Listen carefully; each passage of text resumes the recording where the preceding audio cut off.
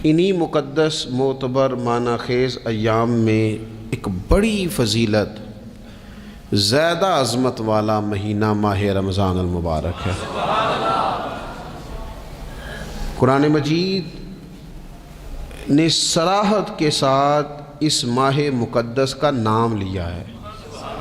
کیا معنی ہے؟ کہ یہ وہ مقدس مہینہ ہے جس کا میرے رب کریم نے نام لیا ہے، اللہ نے نام لیا ہے۔ شہر رمضان الذی انزل فیہ القرآن، فرمایا رمضان کا وہ مقدس مہینہ ہے جس میں اللہ نے قرآن نازل فرمایا ہے۔ اپنے ایمان کی آبیاری کے لیے وائس آف ARQ کو سبسکرائب کریں اور بیل کے بٹن کو دبا دیں۔ بہت شکریہ۔ اس ماہ نور، ماہ سرور کا نام نامی اللہ تعالیٰ نے قرآن مجید کے اندر ذکر فرمایا۔ حضرت سلمان فارسی رضی اللہ تعالیٰ عنہ ارشاد فرماتے ہیں کہ شعبان المعظم کا آخری دن تھا، اگلے دن رمضان شروع ہونے والا تھا کہ رسول پاک علیہ السلام نے ہمیں رمضان کی فضیلت پر خطبہ ارشاد فرمایا۔ آپ اس بات کو غور سے سمجھیے کہ ایسا مہمان جس کے آنے سے پہلے اس کی فضیلت بیان کی جا رہی ہے، اور فضیلت کون بیان کر رہا ہے؟ امام الانبیاء صلی اللہ تعالی علیہ وسلم۔ یہ صرف ہمارے دلوں کے اندر، امت کے دلوں کے اندر اس ماہ مقدس کی فضیلت کو اور اس کی عظمت کو بٹھانے کے لیے کہ پوری طرح تم اپنے ذہن میں اور اپنے دل میں ایک بات بٹھاؤ کہ ایک عظمتوں والا مہینہ تم پر سایہ فگن ہونے والا ہے، عظمتوں والا۔ حضور نے ایک دن قبل اس کی فضیلت بیان۔ ہمارے ہاں یہ ہوتا ہے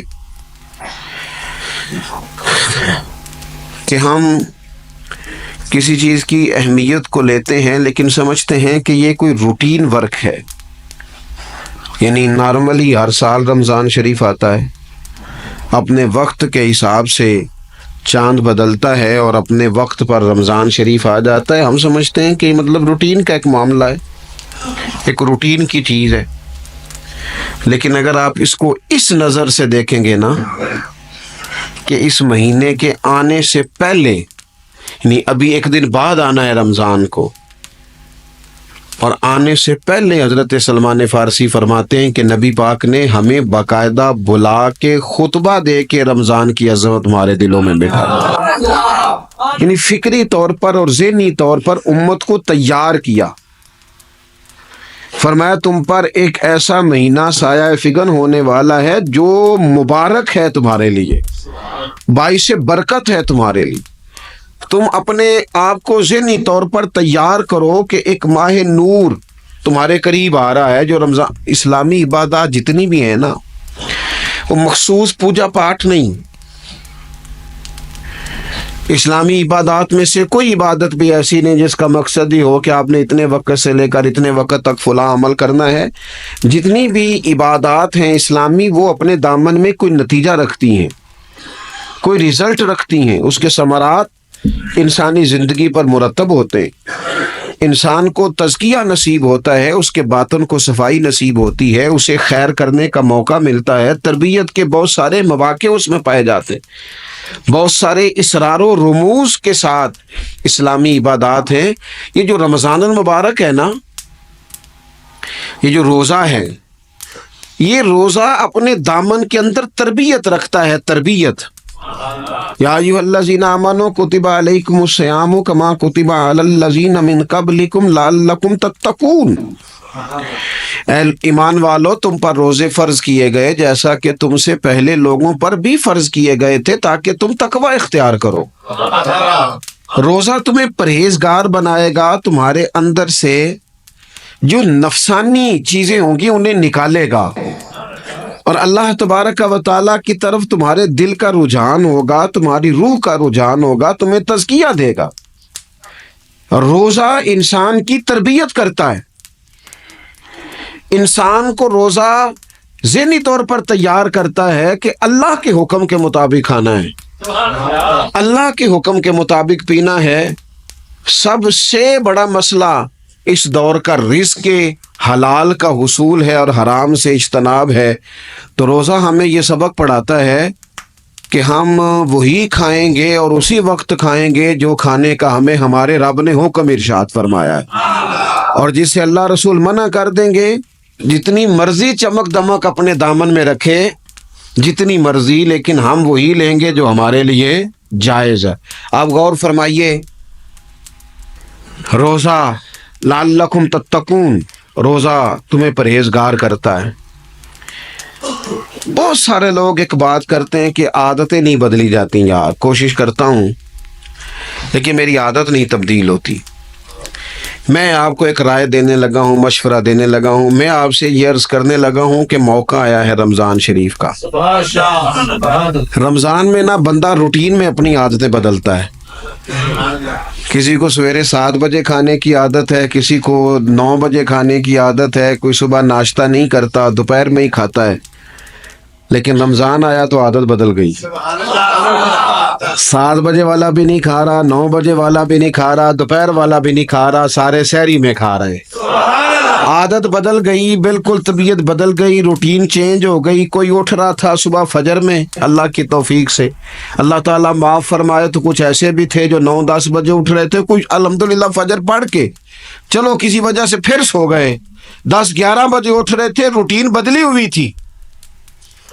رمضان آیا تو بدل گئی، سارے سحری میں اٹھ رہے ہیں، تہجد کے وقت سب کی آنکھ کھول رہی ہے، بالکل روٹین بدل گئی، حالات بدل گئے، معاملات تبدیل ہو گئے، اوقات تبدیل ہو گئے، دفاتر کے ٹائم تبدیل ہوئے، اسکولوں کے نظام تبدیل ہوئے، مدارس کے اوقات تبدیل ہوئے، ہر چیز کے اندر تبدیلی آئی۔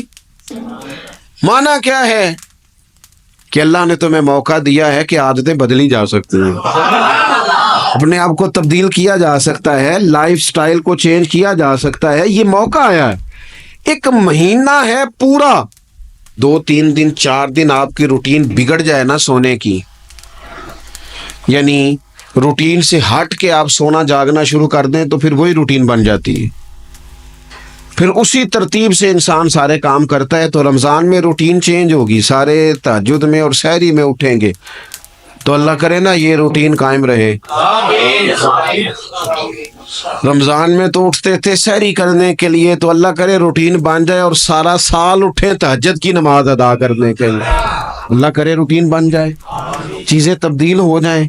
وہ لوگ جن کو ڈاکٹر کہہ رہے تھے کہ دوائی بھی کھانی ہے اور پرہیز بھی کرنا ہے، تو وہ کہہ رہے تھے جی دوائی کھانا تو آسان ہے، پرہیز کرنا مشکل ہے، تو بدلنے لگی ہے نا روٹین، آ گیا نا رمضان، پرہیز کا ٹائم شروع ہو گیا۔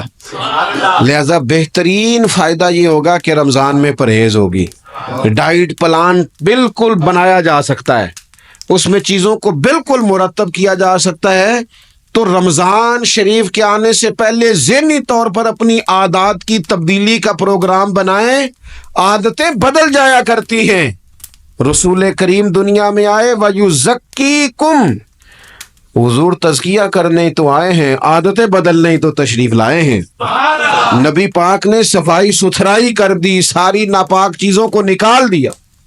تو روٹین دیکھیں کہ رمضان میں تقوی کے حصول کے لیے اپنی عادات کو تبدیل کرنا ہے، اور اس کے لیے ذہنی طور پر اپنے آپ کو تیار کریں۔ وہ جو کہتے ہیں بچے سویرے نہیں اٹھتے، ان وہ روٹین بنا لیں، یہ موقع آیا ہے، ابھی سے ارادہ کر لیں کہ جناب ہم نے اس ترتیب سے اپنے گھر کو، ماحول کو، بچوں کو اس ترتیب سے ہم نے مرتب کرنا ہے چیزوں کی۔ یہ آپ ارادہ کریں، اللہ تعالیٰ مدد فرمائے گا۔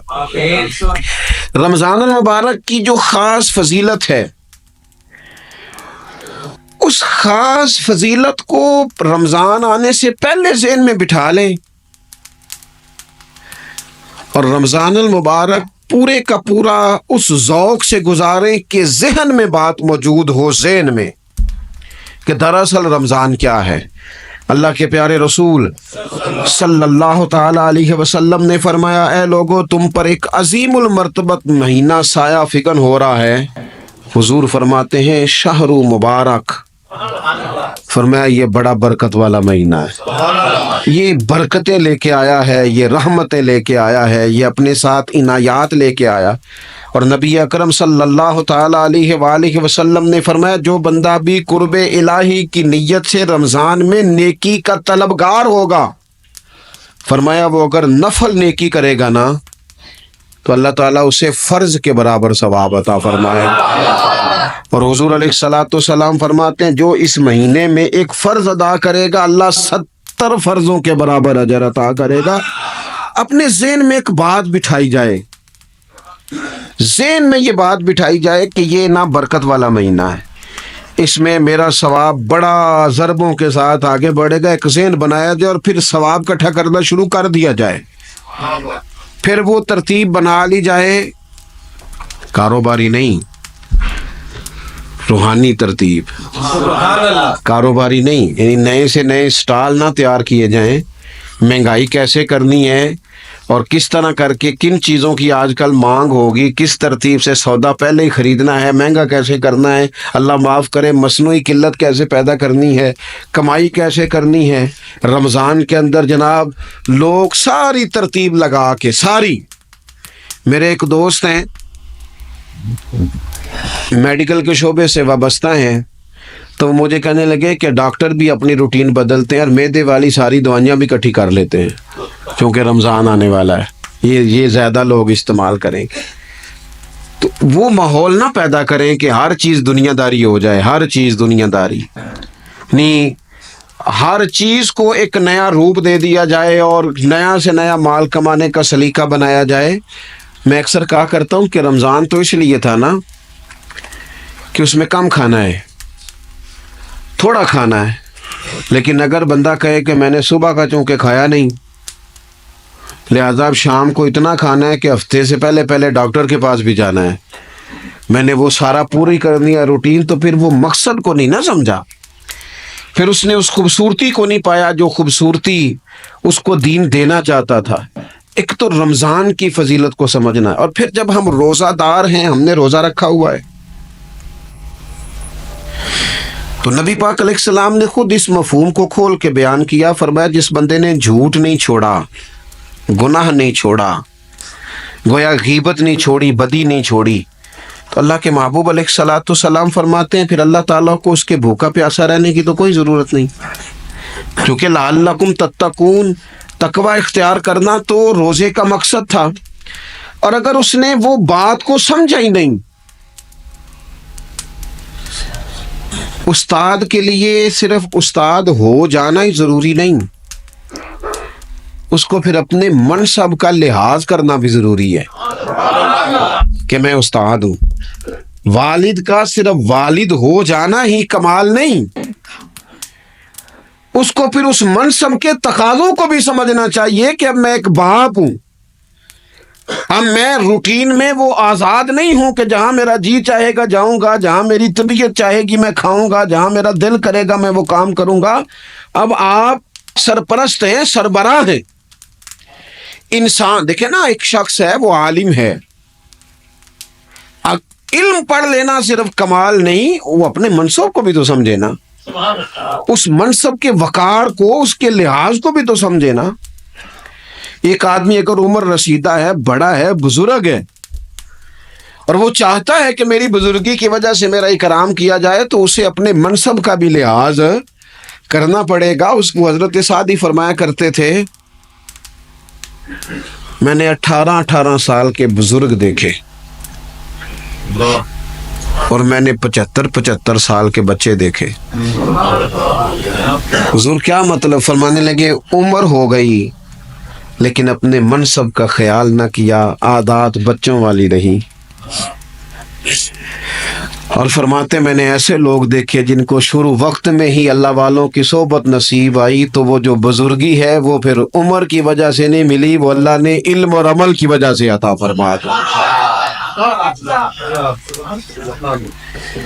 تو اپنے منصب کا لحاظ کرنا کہ میرا یہ منصب ہے. اسی طرح جب ہم نے روزہ رکھا ہوا ہوگا نا تو پھر ہم نے اس منصب کا بھی لحاظ کرنا ہے کہ میں روزے دار ہوں. پھر خالی بھوکے پیاسا نہیں رہنا. رسول پاک صلی اللہ تعالی علیہ وآلہ وسلم نے پتہ ہے روزے دار کی فضیلت کیا بیان فرمائی؟ اللہ کے محبوب صلی اللہ تعالی علیہ وسلم فرماتے ہیں کہ رب فرماتا ہے ابن آدم کا ہر عمل اس کے لیے ہے، روزہ میرے لیے. اور فرمایا میں خود جزا دوں گا روزے کی. میں خود جزا دوں گا روزے کی. اور حضور فرماتے ہیں روزہ ڈھال ہے. جو شخص روزہ دار ہو وہ بےہودگی سے فحش گوئی سے اجتناب کرے. اور اللہ کے محبوب صلی اللہ تعالی علیہ وسلم فرماتے ہیں اگر کوئی شخص اسے گالی دے, اگر کوئی شخص اس سے جھگڑا کرنا چاہے تو پتہ کیا جواب دے؟ اسے کہے بھائی میں روزے دار ہوں, میرے منصب کا تقاضا نہیں کہ میں تیرے ساتھ الجھوں. اور رسول پاک صلی اللہ علیہ وسلم فرمانے لگے اوہو اتنی بڑی بات. حضور فرمانے لگے, یہ صحیح مسلم کے لفظ ہیں, کریم محبوب فرمانے لگے مجھے اس رب کی عزت کی قسم جس کے قبضے میں محمد عربی صلی اللہ علیہ وسلم کی جان ہے. حضور فرماتے ہیں روزہ دار کے منہ کی خوشبو اللہ تعالیٰ کے نزدیک قیامت کے دن مشک کی خوشبو سے بھی زیادہ وقت والی ہوگی.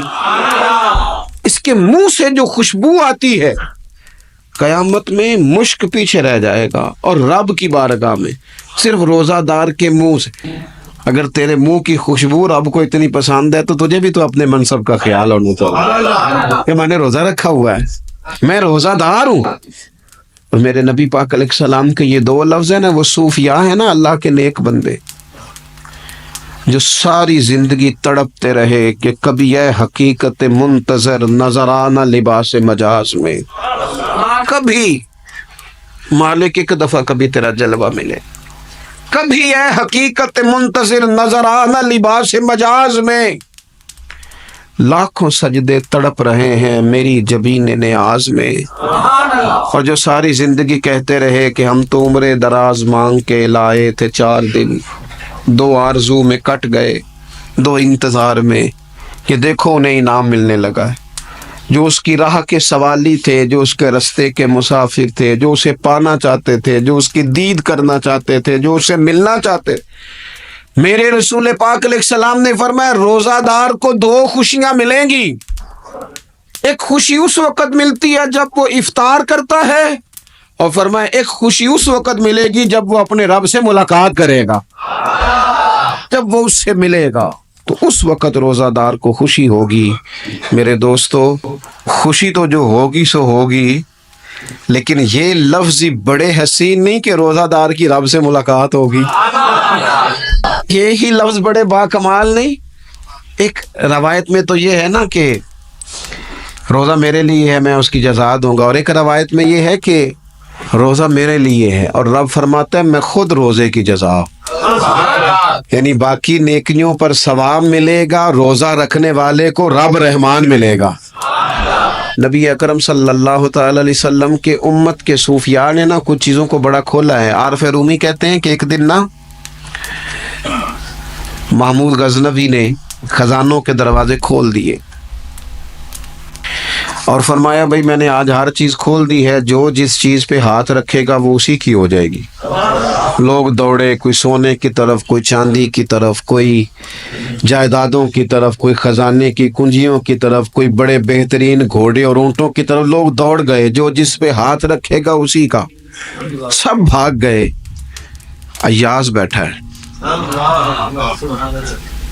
نہ وہ حسن میں رہی شوخیاں, نہ وہ عشق میں رہی گرمیاں, نہ وہ غزنوی میں تڑپ رہی, نہ وہ خم ہے زلف ایاز میں. وہ لذتیں کہاں. ایاز چپ کر کے بیٹھا ہے. پھر محمود نے ایاز کی طرف مخاطب کر کے کہا ایاز اٹھنا نہیں, آج لوٹ سیل لگ گئی ہے, جو جس چیز پہ ہاتھ رکھے گا اسی کی. ایاز کہنے لگا بات پکی ہے نا. تو محمود خوش تھے, موڈ بڑا اچھا تھا, کہا بالکل پکی ہے. تو ایاز کہنے لگے چلو ٹھیک ہے. ایاز اٹھے, پیچھے سے جا کے نا تو محمود کے کندھے پہ ہاتھ رکھ دیا. محمود کے کندھے پہ ہاتھ رکھا. محمود کہنے لگے یہ کیا بات کا, آپ سے میں نے پوچھا تھا بات پکی ہے, جو جس پہ ہاتھ رکھے گا اسی کا نا. تو تھوڑی دیر پہلے مسکراتے چہروں میں آنسو آ گئے. ایاز بھی روئے تو محمود بھی روئے. کہا بادشاہ پکا رہنا, وہ جن کو خزانے چاہیے تھے وہ دوڑ گئے, مجھے تو چاہیے. لنگ کئی مہینے تے برس گئے تے تیری دید نو دیدے ترس گئے. تیری تو ملے گا تو پھر کہا محمود نے، اس نے کہا میں وعدہ کر چکا تھا، بس ٹھیک ہے، باقیوں کے خزانے اور میں تیرا طے ہو گئی۔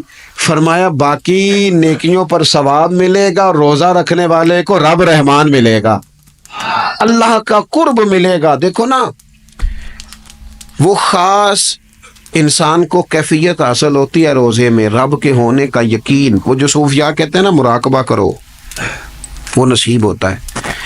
یعنی کسی کو کیا پتا ہے اس کا روزہ ہے کہ نہیں، اکیلا ہے نا گھر میں، فریزر بھرا ہوا ہے، نہیں نہ کھاتا، کیوں؟ اسے پتا ہے میرا رب میرے ساتھ ہے، میرا رب مجھے دیکھ رہا ہے۔ بس یہ تصور توحید پکا ہو جاتا ہے رمضان، تو پھر اللہ تبارک و تعالیٰ کی بھی خاص رحمت اور کوئی خاص ہی اعزاز۔ حضور فرماتے ہیں جنت کے کئی دروازے ہیں، ایک باب الریان ہے، اس سے صرف روزہ دار گزریں گے۔ آواز ہوگا روزے والے آ جاؤ، وہ آ جائیں گے، فرمایا اس خاص دروازے سے گزرو، جب گزر جائیں گے تو فرمایا بند کر دو بھائی، اور کوئی نہیں گزرے گا یہاں سے، دروازہ ہی مخصوص ہے، ان کا اعزاز ہی ذرا زیادہ ہے۔ تو میرے عزیز، رمضان شریف کے اندر وہ منصب کا بس خیال رکھیں کہ میں روزہ دار ہوں، اس احتیاط کے ساتھ۔ اور دوسری جو رمضان کی چند عبادات ہیں نا، سب سے پہلی تو میں عرض کروں گا تراویح کے حوالے سے۔ یہ بات یاد رکھ لیں کہ نبی پاک علیہ الصلوۃ والسلام نے فرمایا جس نے ایمان اور احتساب کی نیت کے ساتھ رمضان میں قیام کیا، اللہ اس کے پچھلے سارے گناہوں کو معاف فرما دے گا۔ اور ایک مقام پر نبی پاک صلی اللہ تعالیٰ علیہ وسلم نے بیان کیا، یہ مشکات میں موجود ہے، حضور فرماتے ہیں رمضان اور قرآن دونوں قیامت کے دن بندے کی شفاعت کریں گے۔ رمضان کہے گا یا اللہ میں نے اسے دن بھر کھانا کھانے سے باز رکھا اور تیری بارگاہ کے حکم کے مطابق اس نے اپنے آپ کو ان چیزوں سے بچا کے رکھا۔ اور قرآن کہے گا مالک رات میں نے اسے نیند سے روکے رکھا۔ کیا مطلب؟ اس نے کھڑے ہو کے عبادت کی، اگرچہ اس سے مراد شارحین حدیث نے تراویح بھی لیا ہے، تہجد کی نماز بھی لیا ہے، صلاۃ اللیل بھی لی ہے، لیکن میرے عزیز یہ خاص ربط ہے قرآن مجید کے ساتھ تراویح کا۔ مسنون ہے رمضان کی راتوں میں قرآن مجید اور تراویح کا پڑھنا۔ اگر تھوڑی سی نا طبیعت میں صرف تبدیلی پیدا کی جائے، میں نے دیکھا ہے کہ جو لوگ کہتے ہیں نا میرا وقت بڑا قیمتی ہے، بڑی ساری جگہوں پہ آپ کو بیٹھنا پڑتا ہے، بیٹھیں آپ 2 گھنٹے بیٹھیں، 3 گھنٹے بیٹھیں۔ میں نے دیکھا ہے لوگ جاتے ہیں کسی دفتر میں تو رات کو ہی چلے جاتے ہیں، اس علاقے میں کھڑے ہیں، پاسپورٹ کے دفتر کھڑے ہیں، شناختی کارڈ کے دفتر کھڑے ہیں، امیگریشن کی لائنوں میں کھڑے ہیں۔ کچھ ذہن تو بنائیں کہ میں نے رات کھڑے رہنا ہے اور اپنے رب کی عبادت کرنی ہے۔ تراویح کو ذرا ذوق سے آپ اگر تھوڑا ارادہ کر لیں گے نا، یعنی کوئی ایسا مشکل کام نہیں۔ میری تو رائے یہ ہے کہ پہلے 3-4 دن ذرا جم کے ذہن بنائیں اور تھوڑا سا نا روٹین کو بدلنے کی کوشش نہ کریں۔ جس امام صاحب کے پیچھے تراویح شروع کریں، کوشش کریں ساری وہیں پڑھیں۔ روٹین بدلنے سے بھی سستی آتی ہے، ایک دن یہاں گئے، 2 دن وہاں گئے، تو یہ روٹین بدلنے سے بھی بعض اوقات سستی آتی ہے۔ کوشش کریں ایک جگہ پہ قرآن شریف سننا شروع کریں اور پھر پورا قرآن مجید وہیں پہ سنیں اور تھوڑا ذہن بنائیں۔ میں نے دیکھا ہے ہمارے استاد صاحب اس طرح کیا کرتے تھے کہ بہت تھوڑا کھانا افطاری کے وقت، تھوڑا، اور ان سے کہا جاتا آپ بزرگ آدمی ہیں، اتنا کم کھانا کیسے نظام چلے گا؟ تو فرماتے تھے میں 1 چپاتی اور آدھی چپاتی کھا لوں گا لیکن تراویح کے بعد۔ اب اگر زیادہ کھانا کھاؤں گا تو طبیعت میں سستی آئے گی، میرے لیے کھڑا ہونا مشکل ہو جائے۔ سادہ سا کھانے کے ساتھ افطاری کی جائے گی۔ اور تراویح کے لیے اپنے آپ کو ذہنی کہاں ٹائم ملتا ہے سارا سال قرآن پڑھنے سننے کا؟ یہ تو اللہ نے موقع عطا فرمایا ہے، تو تھوڑا سا اگر دلچسپی پیدا کی جائے۔ بڑا سونا قرآن مجید پڑھا جاتا ہے مساجد میں، بچے بڑی خوبصورتی سے، تو اللہ کا شکر ہے جگہ جگہ پہ۔ اور مساجد کے علاوہ بھی میں نے دیکھا ہے ہم سے لوگ مطالبہ کرتے ہیں کہ ہماری فیکٹری میں رات کو بھی کام ہوتا ہے، اتنے سارے ورکر ہیں تو بچہ کوئی مل جائے قرآن شریف سنائے، فلانی جگہ بھی اتنے لوگ ہیں تو اگر موقع مل جائے تو اگر تھوڑا ذہن بنایا جائے، شوق پیدا کیا جائے تو اللہ تعالیٰ فضل فرماتا ہے، انسان کو طاقت ملتی ہے کھڑے رہنے کی۔ ایک تو تراویح، روزہ، تراویح، اور تیسری بات ہے سحر اور افطار۔ یہ جو سحری اور افطار، یہودی جو تھے نا وہ سحری نہیں کرتے تھے، سحری کا نام و نشان نہیں تھا، روزہ رکھتے سحری نہیں کرتے۔ تو نبی پاک صلی اللہ تعالیٰ علیہ وسلم نے فرمایا ہمارے اور یہودیوں کے درمیان فرق ہی سحری کا ہے، اور نبی پاک صلی اللہ تعالیٰ علیہ وآلہ وسلم نے فرمایا سحری کھایا کرو، سحری کھانے میں برکت ہے۔ اور اگلی بات سننی ہے آپ نے تو خوش ہو جانا ہے، سحری کو معمولی نہ سمجھے، سحری کرنا عبادت ہے۔ ہاں آپ مت سمجھیں کہ میں روٹی کھا رہا ہوں، یہ تو میرے سامنے دہی رکھا ہوا ہے، یہ تو سالن رکھا ہوا ہے، یہ تو اچار رکھا ہے، تو چپاتیاں رکھی ہیں۔ سحری کھانا عبادت ہے۔ آپ صبح اٹھے، آپ کی تو روٹین ہی اور تھی، تو 7 بجے کھاتے تھے، 9 بجے کھاتے تھے۔ یہ جو آپ صبح کھا رہے ہیں اٹھ کے سحری میں، اپنی مرضی سے تھوڑی کھا رہے ہیں، یہ تو کسی کے کہنے سے کھا رہے ہیں، یہ تو کسی کے بٹھائے بیٹھے ہیں۔ یہ جو سحری کا لنگر ہے یہ رب رسول کی رحمت کے ساتھ عطا ہوتا ہے، یہ کرم ہے، یہ اللہ رسول کے بٹھائے بیٹھے۔ کیا میرے رسول پاک صلی اللہ تعالیٰ علیہ وآلہ وسلم نے بات کھولی ہے، ترغیب و ترہیب میں حدیث ہے، اللہ کرے یہ کبھی چسکا لگ جائے، یہ والا مزہ آ جائے، تو پھر تو گھر میں دسترخوان نہیں بچھا ہوا ہوگا، پھر تو رنگ ہی کوئی اور ہوگا۔ حضور فرماتے ہیں اللہ تعالیٰ اور اس کے فرشتے سحری کھانے والوں پر رحمتوں کا نزول فرماتے ہیں۔ کھائی روٹی جا رہی ہے، پکا ہوا کھانا ہے، لیکن حضور فرماتے ہیں رب بھی رحمتیں فرما رہا ہے، اور اللہ کے حکم سے فرشتے بھی رحمتوں کا نزول کر رہے ہیں سحری کھانے والوں پر۔ تو خوب توجہ سے، ذوق سے، شوق سے۔ اور پھر جو افطار کا معاملہ ہے، حضور فرماتے ہیں جب روزہ کھولنے والا روزہ کھولتا ہے تو جو دعا مانگتا ہے رب قبول فرما لیتا ہے۔ یعنی افطار کا وقت ایسا ٹائم ہے جو دعاؤں کی قبولیت کا وقت ہے۔ افطار کرنا بھی ہے، کرانا بھی ہے۔ مہنگائی ذرا عروج پہ چلی گئی ہے، میں بار بار کہتا ہوں، مجھ سے نا لوگ دعا کے لیے مجھے کہتے کہتے اپنے کئی دکھ بتا دیتے ہیں۔ تھوڑا سا نا افطاریاں مہربانی فرمائیے گا، سیاسی نہ کیجیے گا۔ وہ جن سے مال لیتے ہیں، وہ جن کو مال دیتے ہیں، وہ جن سے ووٹ لینے ہیں، وہ جنہوں نے ووٹ لینے ہیں، اس بنیاد پر سحر افطار کے بندوبست نہ کریں رضا الہی کے لیے۔ میرے محبوب فرماتے ہیں جس نے رب کی رضا کے لیے کسی کو افطار کرایا، جتنا ثواب اللہ روزہ رکھنے والے کو دے گا اتنا افطار کرانے والے کو بھی عطا کرے۔ اور ایک حدیث تو آپ پڑھیں گے تو جھوم جائیں گے، سنیں گے تو خوش ہو جائیں گے، المعجم الکبیر میں موجود ہے۔ نبی پاک علیہ السلام فرماتے ہیں جس نے حلال کھانے اور حلال پانی سے کسی کا روزہ افطار کرایا نا، ذرا دیکھنا غریبوں کے گھروں کو جھانکنا، ذرا اپنے عزیزوں میں ایک نظر دوڑا لینا، ذرا رمضان کی نیت کر کے رمضان سے پہلے ہی غرباء تک راشن پہنچا دینا، ان کی فکر دور ہو جائے، وہ پہلی شام ہی اپنے بچوں کے ساتھ آسودہ حال ہو کے بیٹھیں۔ دیکھ لینا یہ نہ ہو کہ ایک بھائی کھول کے کھا رہا ہو اور دوسرے کے بچے منتظر ہوں کہ آج سحر افطار میں کیا کرنا ہے۔ اپنے گلی محلے میں دیکھ لینا، ہم اس رسول کے ماننے والے ہیں جنہوں نے فرمایا میں اسے مومن ہی نہیں جانتا جو پیٹ بھر کے کھائے اور اس کا ہمسایہ بھوکا رہ جائے۔ تھوڑا سا اپنے ارد گرد نظر ڈال لینا، المعجم الکبیر میں حدیث موجود ہے۔ اللہ کے پیارے رسول صلی اللہ تعالیٰ علیہ وسلم نے فرمایا جس نے حلال پانی سے، حلال روٹی سے کسی کا روزہ افطار کرایا تو فرمایا فرشتے اس بندے کے لیے رمضان کے دنوں میں، رمضان کی گھڑیوں میں دعا کرتے ہیں، اور جناب جبریل امین اس کے لیے شب قدر کی رات دعا کرتے ہیں۔ حضرت جبریل شب قدر میں دعا کریں گے، خاص رات، یا اللہ اس بندے پر فضل فرما، اس نے تو غریب آدمی کو افطار کرا۔ یہ ایک عبادت ہے، اس عبادت کا خیال کریں۔ پھر اعتکاف آئے گا، رمضان کے آخری 10 دنوں کا اعتکاف۔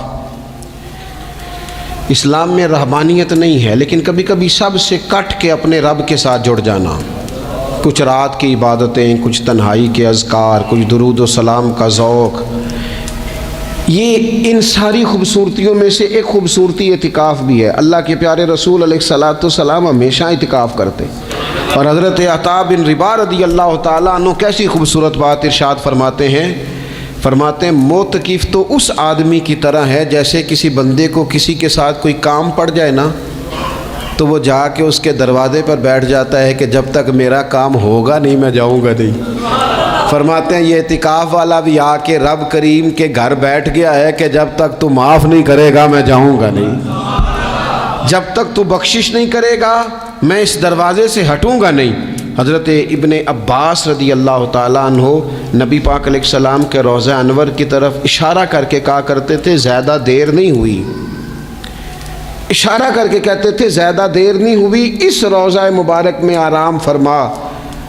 رسول رحمت علیہ السلام سے میں نے اپنے کانوں سے سنا ہے، اور جب یہ بات ارشاد فرماتے تھے تو روتے بھی تھے۔ فرماتے ہیں میں نے خود نبی پاک علیہ السلام سے سنا ہے کہ جو شخص اللہ تعالیٰ کی رضا کے لیے ایک دن کا بھی اعتکاف کرے گا نا، اللہ تبارک و تعالیٰ اس کے اور جہنم کے درمیان 3 خندقوں کی آڑ بنا دے گا، اور فرمایا ان کی مسافت زمین و آسمان سے بھی زیادہ ہوگی۔ یہ 3 خندقیں اتنی بڑی جن کی چوڑائی زمین آسمان سے بھی زیادہ ہوگی، ایک دن اعتکاف کر لے تو اللہ اس بندے کو دوزخ سے اتنا دور فرما دے گا۔ بہت سارے لوگ ہیں جن کو بڑا ٹائم ملتا ہے چھٹیاں گزارنے کے لیے، کبھی کسی سیاحتی مقام پر، کبھی کسی سیاحتی مقام پر، خرچہ بھی مل جاتا ہے، کام بھی ہو جاتا ہے، سارے سلسلے بن جاتے ہیں، بڑی بڑی جگہوں پہ لوگ جا کے ٹائم گزارتے ہیں۔ تو ایسا نہ ہو کہ 10 دن اللہ کے گھر میں بھی گزارے جائیں۔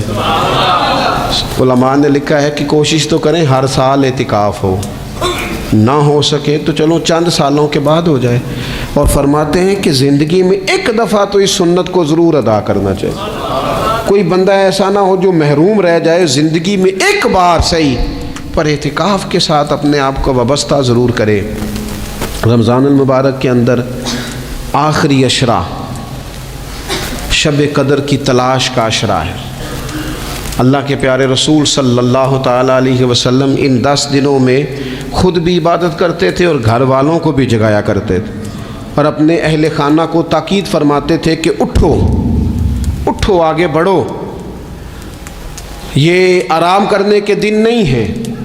ہمارے ہاں یہ ہوتا ہے کہ وہ جو آخری 10 دن زیادہ عبادت کے تھے، شب قدر کی تلاش کے تھے، وہ آخری 10 دن سارے بازار میں گزر جاتے ہیں، کپڑے سلوائے جا رہے ہیں، کپڑے خریدے جا رہے ہیں، جوتے خریدے جا رہے ہیں، واپس کیے جا رہے ہیں، دوبارہ لیے جا رہے ہیں، سفر ہو رہا ہے، آنا جانا ہو رہا ہے، عیدیاں بٹ رہی ہیں۔ تو یہ سارے کام جو آخری عشرے میں کرنے ہیں، جو زیادہ عبادت کے دن تھے، وہ سارے کام تو رمضان سے بھی پہلے کر لینے چاہیے۔ کپڑے رمضان سے پہلے خریدے جائیں، پہلے سلوا لیے جائیں، جوتے پہلے لے لیے جائیں، ضرورت کے کام پہلے کر لیے جائیں، جہاں آپ کو جو بانٹنا ہے وہ رمضان سے پہلے کریں۔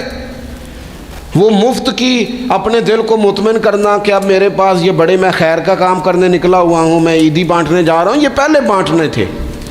یہ عجیب بات ہے کہ جو زیادہ وقت مسجد میں گزارنے کا ٹائم تھا وہ سارا ہم نے ضائع کر دیا، وہ ادھر ادھر بازاروں کی نظر ہو گیا، میل ملاپ کی نظر ہو گیا۔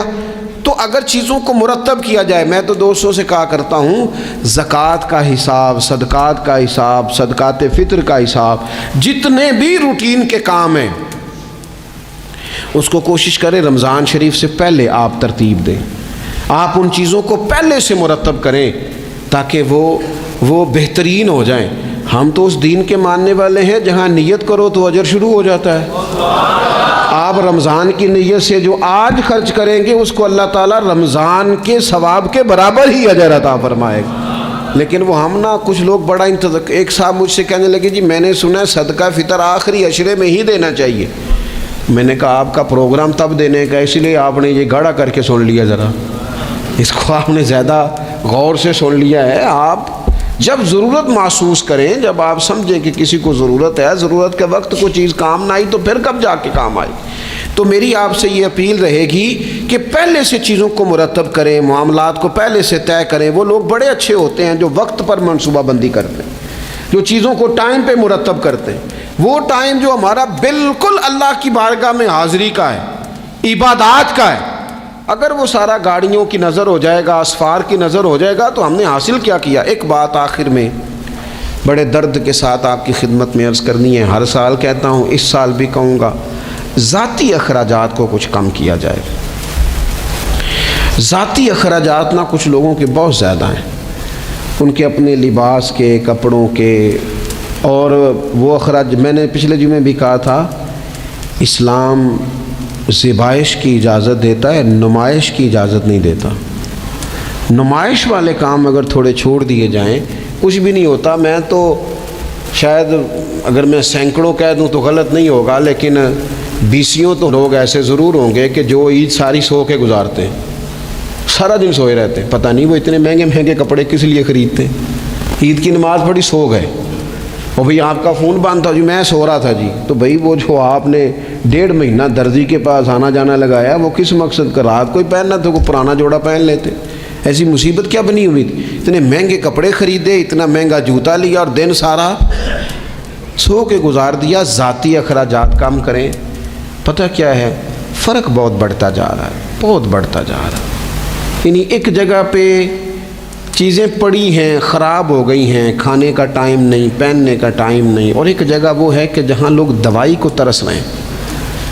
گندم امیر شہر کی ہوتی رہی خراب، اور بچی کسی غریب کی فاقوں سے مر گئی، اور کسی نے کہا تھا کہ غریب شہر تو فاقوں سے مر گیا، لیکن امیر شہر نے ہیرے سے خودکشی کر لی، اللہ معاف فرمائے۔ تو بہت ساری جگہوں پہ لوازمات زیادہ ہیں، اخراجات زیادہ ہیں، تکلفات زیادہ ہیں۔ اس رمضان میں مہنگائی کا جو زور ہے، حالات کی جو سنگینی ہے، اور تھوڑا پیچھے جائیں تو غریب علاقوں میں جس قسم پرسی کے ساتھ لوگ اپنا وقت بتا رہے ہیں، اگر صرف امیر لوگ اپنے کچھ ذاتی اخراجات کو کنٹرول کرنے میں کامیاب ہو جائیں تو بڑے سارے لوگ ایسے ہیں جن کے لیے وہ خوشیاں بانٹنے کا ذریعہ بنیں گے، اسباب۔ اور ویسے بھی زندگی سادہ کریں، آسان ہو جائے گی۔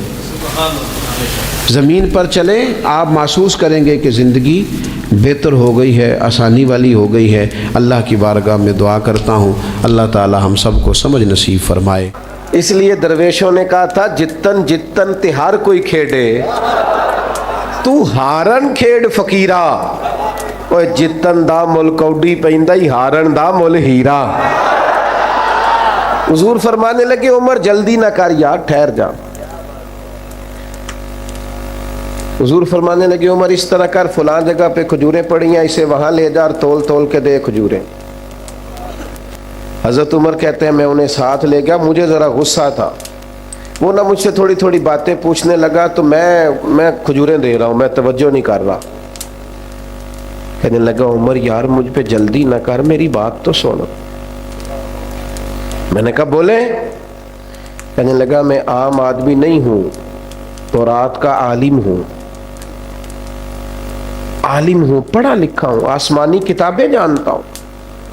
عمر کہتے میں نے آنکھ کھولی، میں نے کیا مطلب؟ کہنے لگا میں نے جان بوجھ کے قرضہ دیا تھا، اور وقت سے پہلے جان بوجھ کر میں نے مطالبہ کیا، سخت بات بھی جان بوجھ کے کی ہے۔ میں نے کہا وہ کیوں؟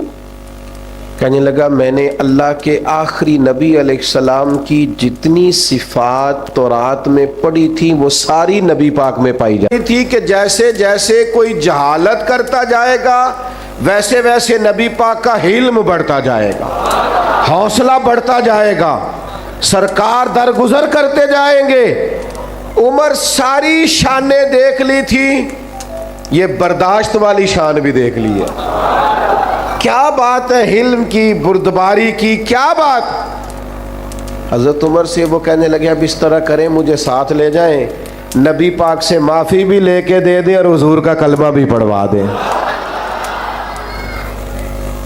جلدی پتہ نہیں کاہے کی ہے، بے چینی پتہ نہیں کاہے کی ہے، آزمائش پتہ نہیں کاہے کی ہے۔ ایک دوست مجھ سے ملنے آ گئے، مجھے جلدی تھی، میں نے کہیں جانا تھا، تو آج کل ہمارا سب سے اہم موضوع ہوتا ہے پاکستان کے حالات ڈسکس کرو۔ اگر تبصروں سے کوئی ملک ٹھیک ہوتا تو سب سے پہلے ہمارا ٹھیک ہونا تھا، کیونکہ جتنے تبصرے یہاں ہوتے ہیں نا، ہر بندہ تو صحافی ہے، سب کے پاس موبائل ہے، سارے میڈیا چلاتے ہیں، اور بھائی چھوڑنا بھی چاہیے کبھی کبھی موبائلوں کو، اور بھی غم ہے زمانے میں محبت کے سوا، وہ کیا کریں، آزمائش ہو جاتی۔ تو مجھے جانا تھا، میں ان سے اجازت لینا چاہ رہا تھا، وہ مجھے کہنے لگے سنائیں پھر حالات کیسے ہیں۔ میں نے کہا بالکل ٹھیک ہے۔ وہ بھی پریشان ہو گیا، جی میں تسی نہیں سارے ہو گئے کہ بالکل ٹھیک نہیں حالات۔ میں نے اسے کہا جب سے ہم نے ہوش سنبھالا ہے ہم تو حالات ایسے ہی دیکھ رہے ہیں، کوئی مسئلہ نہیں۔ تو وہ کہنے لگا نہیں جی حالات بڑے خراب ہیں. میں نے اسے کہا پاکستان کی خوبیاں نہ ڈسکس کریں. میں نے کہا میں خوبی بتاؤں, اور بھی کئی لوگوں سے میں نے یہ بات کی ہے. میں نے کہا بتاؤں, کہنے لگے بتائیں. میں نے کہا نماز پڑھنے کا جتنا اچھا بندوبست میرے ملک میں ہے اتنا کہیں بھی نہیں ہے. سڑک پہ چڑھ جائیں, جی ٹی روڈ پہ یا موٹر وے پہ, ہر جگہ ہر پمپ پہ مسجد بھی ہے, وضو خانہ بھی ہے, کسی کی نماز قضا. یہ انتظام کسی اور ملک میں نہیں. یہ چھوٹی خوبی ہے کہ آپ کو سجدوں کی آزادی ہے. خدا کے بندو, ہر وقت منفی باتیں کرنا کوئی ضروری ہے؟ ہر وقت منفی چیزوں کو ڈسکس کرنا کوئی ضروری ہے؟ مثبت رہیں, حلم والے رہیں, بردبار رہیں. جلد بازی شیطان کی طرف سے ہوتی ہے. حضور نے صرف 4 کاموں میں جلدی کرنے کا کہا. نماز کا وقت ہو جائے جلدی پڑھ لو, بچے کا مناسب رشتہ مل جائے شادی جلدی کر دو. حضور علیہ السلام نے فرمایا کسی کا انتقال ہو جائے دفن جلدی کر دو. چوتھا فرمایا کسی کی رقم دینی ہو, تمہارے پاس بندوبست ہو گیا, فوراً ادا کر دو. باقی تو ہر کام میں آہستگی, بردباری, ٹھہراؤ, وزاداری, خوبصورتی, مسکرانا. اگر روز کے 100 لوگ مسئلہ پوچھتے ہیں نا ہم سے, تو 95 طلاق والے ہیں. میاں بیوی بحث کرتے ہیں, بحث کرتے جا رہے ہیں, مقابلہ شروع کر لیا ہے, بچے پریشان ہیں, امی ابو لڑائی کر رہے ہیں. اور زیادہ ذمہ داری خامد کی تھی, چونکہ خامد کو اللہ نے زیادہ عقل عطا کی. اس کا کام تھا بحث نہ کرتا, سمجھتا کہ وہ بیچاری تو اتنی عقل نہیں رکھتی, میرے جتنا شعور نہیں, لیکن یہ برابر کی بحثیں کرتے ہیں. میں نے ایسے بھی گھر دیکھے ہیں جہاں بحث جیت گئی, رشتہ ہار گیا, طلاق ہو گئی. ماں باپ کے ہوتے ہوئے بچے یتیموں جیسی زندگی گزارتے ہیں, گھر اجڑتے ہیں بحثوں میں. حلم پیدا کرو, ٹھہراؤ پیدا کرو, برداشت کی قوت پیدا کرو. ہمارے درویش کہتے ہیں 14 طبق دلے دے اندر میں تمبو وانگو تاڑے ہوں, دل دریا سمندروں ڈونگے کون دلا دیا جانے ہوں. دریا کے برابر دل ہو تیرا. ویسے نہیں کرنی. اگر کوئی جاہل مل جائے نا, وَإِذَا خَاطَبَهُمُ الْجَاهِلُونَ قَالُوا سَلَامًا, اسے سلام کرنی ہے. جاہلوں سے بحث, ہم نہ جاہلوں سے بحثیں کرتے ہیں. پتہ بھی ہے سامنے والا بیوقوف ہے, جاہل بحث کر رہے ہیں, کرتے جا رہے ہیں. امام شافعی رحمۃ اللہ علیہ فرماتے ہیں اکثر میری بحث ہوئی, مسائل میں گفتگو ہوئی, لیکن فرماتے ہیں جب میری عالم سے بحث ہوئی ہے نا, کبھی سامنے والے عالم نے میری رائے قبول کر لی, کبھی میں نے اس کی قبول کر لی, کبھی وہ جیت گئے کبھی. لیکن فرماتے ہیں جب بھی میری جاہلوں سے بحث ہوئی ہے, جاہل ہی جیتے, اس لیے کہ جاہل سے کوئی جیت سکتا. درویش نے لکھا ہے گدھے اور گھوڑے کی بحث ہو گئی تھی. گھوڑا کہتا تھا آسمان کا رنگ نیلا ہے, اور گدھا کہتا تھا نہیں جی کالا ہے. تو بڑی دیر بحث ہوتی رہی, گھنٹے گزر گئے. جب نتیجہ کوئی نہ نکلا تو کہنے لگے بادشاہ سے فیصلہ نہ کرا رہے, شیر بادشاہ تھا. چلو بڑے گھنٹے بحث ہوتی رہی. گدھا گھوڑا دونوں گئے شیر کے پاس, فیصلہ لے کے کہا بتائیے جی آسمان کا رنگ کیا ہے. وہ کہنے لگا نیلا. تو گھوڑا کہنے لگا میں بھی 3 گھنٹے سے گدھے کو یہی سمجھا رہا ہوں, سمجھ نہیں رہا, یہ کہتا ہے کالا ہے. تو شیر کہنے لگا بات بھی گھوڑے کی ٹھیک ہے, اور گھوڑے کو عمر قید کی سزا بھی ہے. اس نے کہا وہ کیوں جی؟ کہنے لگا سزا اس بات کی نہیں دی کہ تیری بات غلط ہے کہ ٹھیک ہے, سزا اس بات کی ہے کہ تو نے گدھے سے ہی بحث شروع کر دی. گدھے سے بھی کبھی کوئی بحث کرتا ہے. ناراض ہو گئے آپ لوگ؟ اور غور تو کرو کیا کہہ رہا ہوں میرے بھائی. میں بڑے بیوقوفوں کو جانتا ہوں جو گدھوں سے بحث کرتے ہیں, اور یہ تو گدھا ہے, گدھے سے بھی کوئی بحث کرتا ہے. خدا کے بندو اپنا معیار رکھو.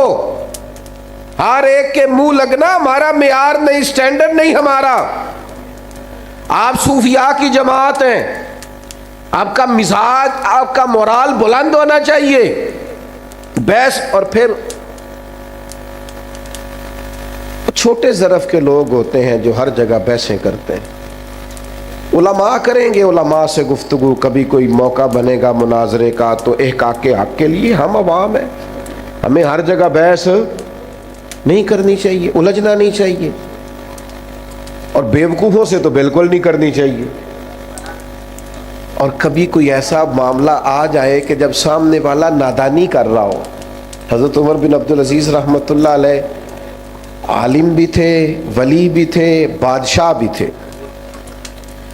तो आप रात को ना गुजर रहे थे एक जगह से, तो एक बुजुर्ग लेटे हुए थे फुटपाथ पे आराम फरमाते। उस जमाने में लोग लकड़ी के जूते पहनते थे, खड़ाऊं जिन्हें कहा जाता था। तो बाबा जी सोए हुए हैं फुटपाथ पे, जनाब उमर बिन अब्दुल अजीज़ का पैर आ गया। तो अचानक टक्कर हो जाए मोटरसाइकिल की, मोटरसाइकिल से या गाड़ी से, तो लोग क्या कहते हैं, अंधा है तू। हालांकि जो अंधा होता है वो मोटरसाइकिल तो नहीं ना चला सकता, अंधा गाड़ी तो नहीं ना चला सकता। ये एक तनकीद होती है कि तू अंधा है, यानी तू देख, तुझे नजर भी आता है फिर भी तूने टक्कर लगा दी है। तो सैयदना उमर बिन अब्दुल अजीज का पैर बाबा जी के पैर पे आया, तो बाबा जी अचानक उठे, कहने लगे आप अंधे। ये वक्त है, बंदा बादशाह भी हो, ताकतें भी हो, और फिर उसका ज़रफ़ इतना बड़ा हो, आप अंधे। तो जनाब उमर बिन अब्दुल अजीज़ रहमतुल्लाह ताला अलैह बाबा जी की इतनी 7 सिपाही भी थे, इतनी सख्त बात सुन के भी मुस्कुराए। ओहो, ये कमाल है, ये मुस्कुराना कमाल है। मुस्कुराए और मुस्कुरा के फरमाने लगे, नहीं बुजुर्गों, मैं अंधा नहीं, मुझे नज़र आता है। वो जो सिपाही साथ थे ना, आपको पता है ये जो केतली होती है ये चाय से ज़्यादा गर्म होती है, साथ वालों का मसला ज़्यादा गड़बड़ होता है। वो जो 7 सिपाही थी उन्होंने तलवारें निकाल ली। आपने फरमाया तुम्हें क्या हुआ? कहने लगे जी बाबा जी ने आपको अंधा कहा है। फरमाने लगे उन्होंने तो नहीं कहा। जनाब कहा है। फरमाया बाबा तुमसे बातें कर रहा था कि मुझसे कर रहा था? कहा जी बातें तो आपसे ही कर रहे थे। फरमाने लगे अल्लाह के बंदो, बाबा जी ने तो एक सवाल पूछा है, उन्होंने पूछा आप अंधे तो नहीं? तो मैंने जवाब दे दिया नहीं मुझे नजर आता है। इसमें लड़ाई वाली कौन सी बात है? सवाल का जवाब होता है कि लड़ाई होती है। हम लड़ाई करते हैं, बहस करते हैं, उलझे नहीं। और कभी कोई पूरी मुखालिफत पे उतर भी आए फिर भी मुस्कुरा मुस्कुरा के जवाब दे। दुश्मन ना उस वक़्त ज़ेर हो जाता है जब वो आपको मुतमईन देखता है, लेकिन हमें लोग चढ़ा देते हैं, हम चिढ़ जाते हैं।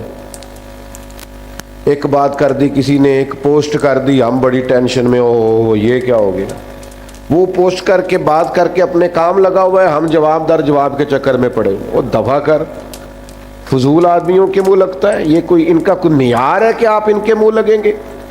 आप बुलंद करें अपने मिजाज को, तबीयत को बुलंद करें, उलझे नहीं। मुखालिफ जितनी मर्जी शरारत करे, चिढ़ना नहीं। लोग चिढ़ाते। अच्छा मुझे बताइए, मेरी तरफ तवज्जो है आपकी?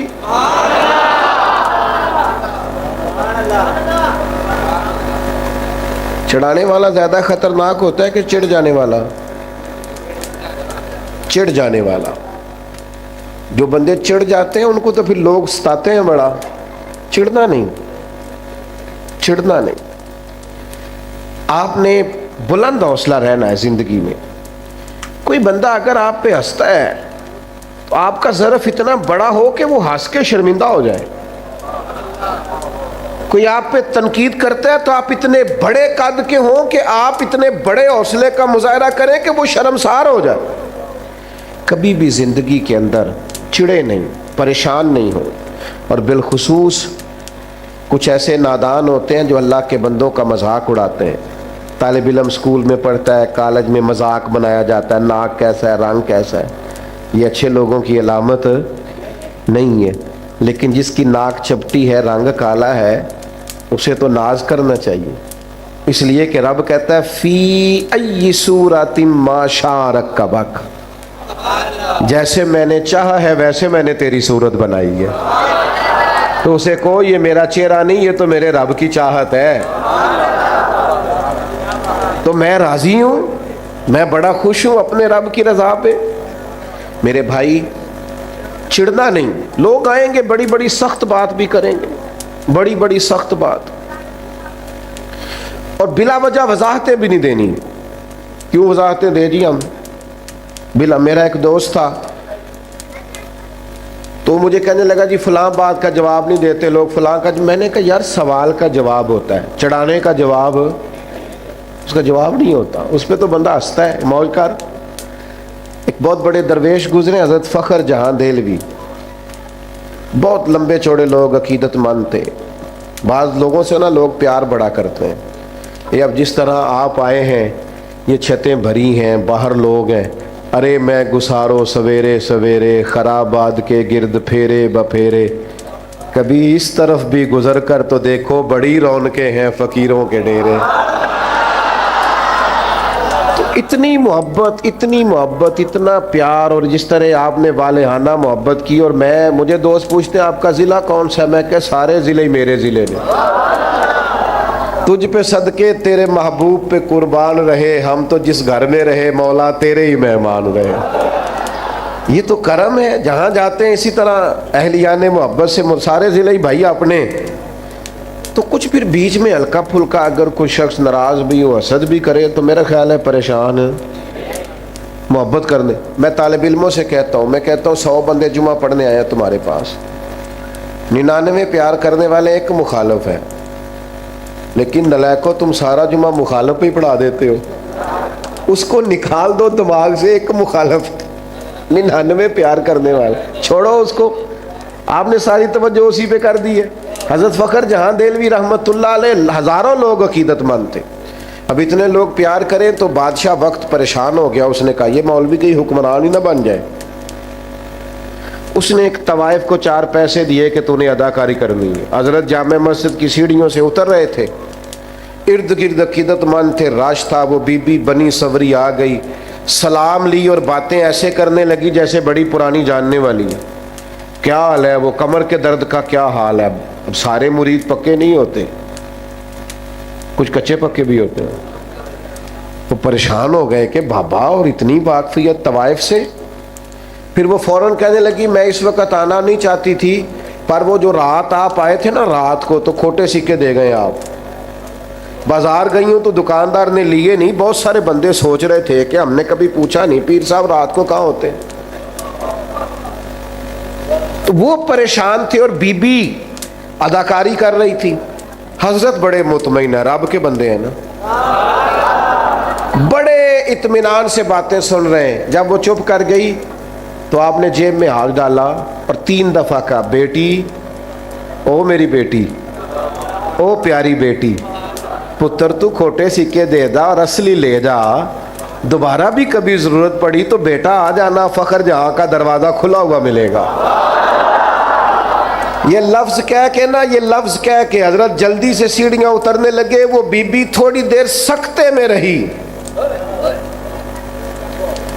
اور پھر رج کے روئی, اور پھر حضرت کے پیچھے دوڑی, جا کے آگے پیروں کی طرف بیٹھ گئی, ہاتھ باندھ دیے, کہنے لگی او دلی کے بے تاج بادشاہ,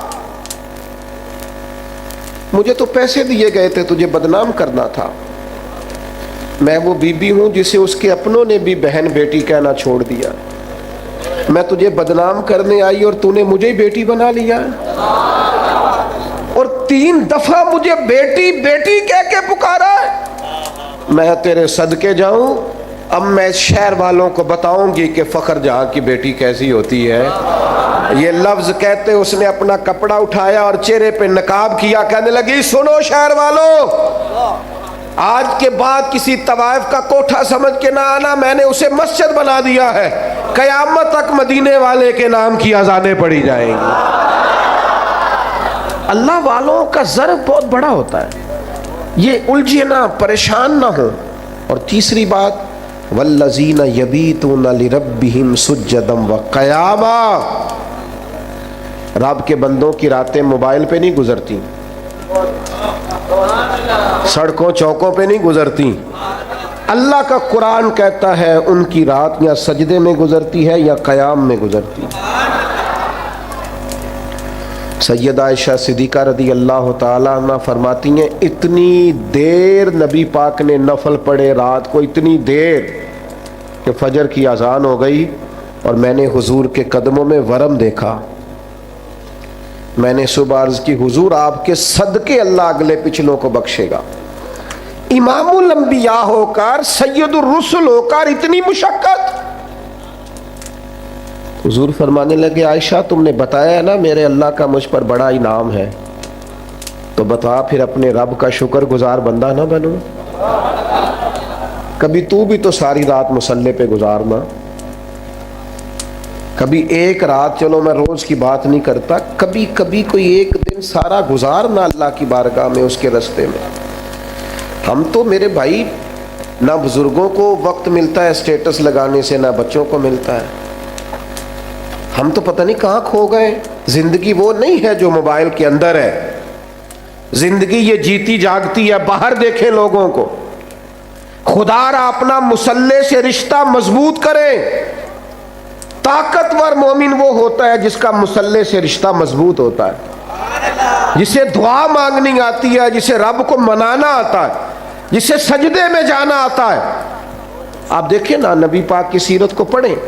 سورج گرہن ہو گیا تو حضور نے مصلی بچھا لیا, بارش نہیں ہوتی تو مصلی بچھا لیا, بارشیں زیادہ ہوتی ہیں تو مصلی بچھا لی.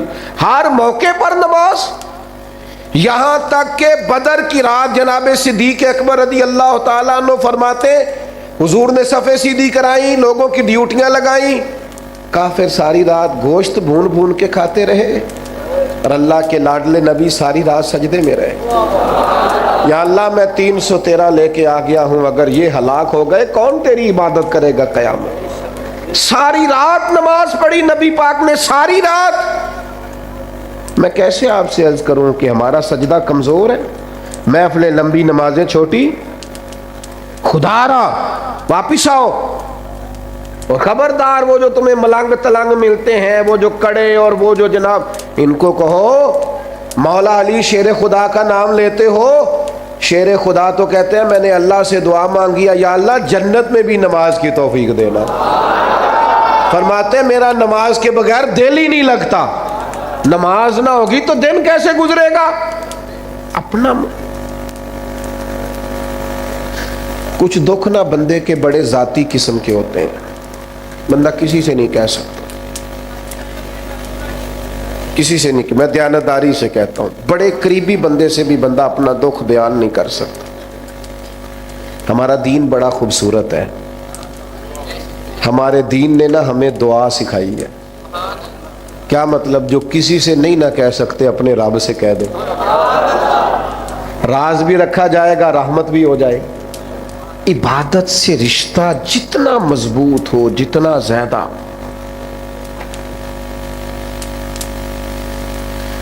ایک دوست مجھ سے کہنے لگے میرا نماز میں دل نہیں لگتا. تو میں نے انہیں کہا نماز دل کی عبادت تو نہیں, اللہ کی عبادت.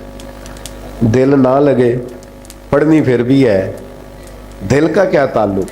دل تو کئی چیزوں کو کرتا ہے, کئی کو نہ بھی لگے. اور میں نے کہا ویسے آپ سے سچ بتاؤں, دل اگر صحیح کر کے کہیں لگتا ہے تو لگتا ہی نماز میں ہے. اگر وہ کہیں صحیح کر کے لگتا ہے نا, لگتا ہی نماز میں. اور نبی پاک علیہ السلام تو اس طرح تربیت کرتے نماز کی کہ ذہن کے قریب بات چلی جاتی, قریب. یہ دیکھیں نا, پر میرا مضمون مکمل ہو گیا, بات ختم کرنے لگا ہوں, آپ توجہ کیجئے گا میری بات پر. حضور نہ ذہن کے قریب کر کے بات کرتے, انسانی ذہن کے قریب بات ذہن میں اتر جاتی. سرکار صحابہ سے فرمانے لگے مجھے بتاؤ بھئی اگر کسی کے دروازے پہ نہر ہو اور وہ دن میں 5 بار غسل کرے, اس کے جسم پر کوئی میل رہ جائے گی؟ ایک تو نہر ہو, نہر کا معنی یہ کہ پانی کھلا ہو, پانی کی دقت کوئی نہیں. اور پھر بندہ بھی وہ نہ ہو جو سستی کرے, 5 وقت نہانے کا عادی ہو. دن میں بندہ 2 دفعہ بھی نہا لے, 1 دفعہ بھی نہا لے تو میل. فرمایا جو دن میں 5 دفعہ نہائے میل رہ جائے گی؟ کہ یا رسول اللہ بالکل نہیں رہے گی. اب جہاں تک لوگ پہنچ گئے نا کہ آپ سوچیں اس بات کہ بندہ رہتا ہے نہر کے کنارے, سہولت موجود ہے 5 وقت غسل کرنے, فوراً ذہن حضور کبھی میل رہ ہی نہیں سکتی. تو حضور فرمانے لگے جو 5 نمازیں پڑھے اس کے ذمہ گناہ بھی کوئی نہیں رہتا، اس کے ذمہ گناہ بھی، بندے کو رب کا قرب ملتا ہی سجدے میں ہے۔ اور جو کہتا ہے نا میں عاشق رسول ہوں اور پھر بے نمازی ہے، اس کا عشق بھی ہماری سمجھ میں نہیں آتا۔ عاشق تو ملتا ہی محبوب کے دروازے پہ ہے، یہ کیسا عاشق رسول ہے؟ اس سے بیٹھ کے باتیں کرا لو، گپیں کرا لو بڑی دیر، مذہبی عنوانات پہ گفتگو کرا لو، جتنی نماز کا ٹائم آتا ہے تو کام یاد آ جاتا ہے، یہ کیسا عشق ہے؟ نبی پاک نے تو فرمایا نماز میری آنکھوں کی ٹھنڈک، نماز کو آنکھوں کی۔ میں تو دوستوں سے کہتا ہوں نمازیوں کو عزت دینی شروع کرو۔ ساڈے خیر نال میلاد دا جلسہ بھی نا وہی بھی صدارت مالدار نہیں کرنی ہوندی، چاہے سارا سال مسیطے نہ ہوئے، کسی کو داڑھی ٹوپی لے کے آ جائے، صدارت مالدار نہیں کرنی۔ اور جس کو 35 سال ہو گیا نا فجر کی اذان پڑھتا ہے اور مسجد کھولتا ہے اور صفائی کرتا ہے اور تہجد بھی پڑھتا ہے، اسے بٹھاؤ میلاد کی محفل کی صدارت کرے۔ لیکن بندہ ماڑا ہوندا ہے نا بانگ دین والا، لہذا وہ دی صدارت لکھی جا سکتی۔ ناراض ہو گیا ہو جو، کوئی گل نہیں، گل تے ٹھیک کیتی ہے میں، ناراض ہو کے فیصلہ کر لو کہ اگوں انج ہی کرنا ہے، لیکن ناراض ہوتے ہیں فیصلہ نہیں کرتے۔ خدا کے بندو، نمازی کا درجہ، بہت سارے علماء ہیں مشائخ تاریخ میں گزرے ہیں جو بے نمازی کی گواہی قبول نہیں کرتے، کہتے تھے نماز ہی نہیں پڑھتا، اس کی گواہی کیسے لیں؟ نماز تو ایک معیار ہے۔ تو اللہ کے بندوں کی یہ شان ہے کہ وہ، میری چونکہ بات مکمل ہو گئی ہے، میں اس کو سمیٹنا چاہ رہا ہوں۔ نوجوانوں سے ایک بات کروں گا بڑے درد کے ساتھ، اپنی زندگی نماز سے مرتب کریں۔ ہم، اللہ کا شکر ہے، ہماری جتنی بھی ترتیب کسی کام کی لگتی ہے نا، تو زور سے پہلے آ جانا، تو زور کے، بڑا کم ایسے ہوتا ہے کہ ہمیں بتانا پڑے 3 بجے 4 بجے 5 بجے محفل کا ٹائم، مغرب کے بعد، عشاء کے بعد، عشاء سارا دن ہی نماز سے مرتب ہے۔ اپنے آپ کو نماز سے جوڑیں۔ حضور علیہ السلام نے فرمایا جو رب کا ذکر کرے وہ زندہ ہے، اور جو مالک کو یاد نہ کرے مردہ ہے۔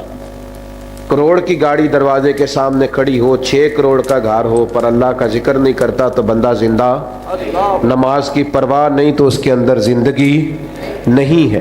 اپنا یہ معیار بنائیں، یہ سٹیٹس بنائیں۔ 3 باتیں عرض کی ہیں، ایک تو یہ کہ زندگی وزادار گزارنی ہے، جلد بازی نہیں کرنی، ٹھہراؤ، خوبصورتی، حوصلہ کریں گے انشاءاللہ۔ ابھی جب میں جاؤں گا تو حوصلے سے جانے دیں گے نا انشاءاللہ، نہیں صحیح والا انشاءاللہ کہیں، صحیح والا انشاءاللہ۔ دوسرا یہ کہ جاہلوں سے کبھی بحث بالکل نہیں کرنی، یہ اللہ والوں کی شان ہے۔ اور تیسری بات یہ کہ عبادت سے، سجدے سے اپنے دل کو لگائیں۔ اللہ محفل سجانے والے بھائیوں کی کوشش قبول کرے اور ہماری حاضری قبول کرے۔ وما علینا۔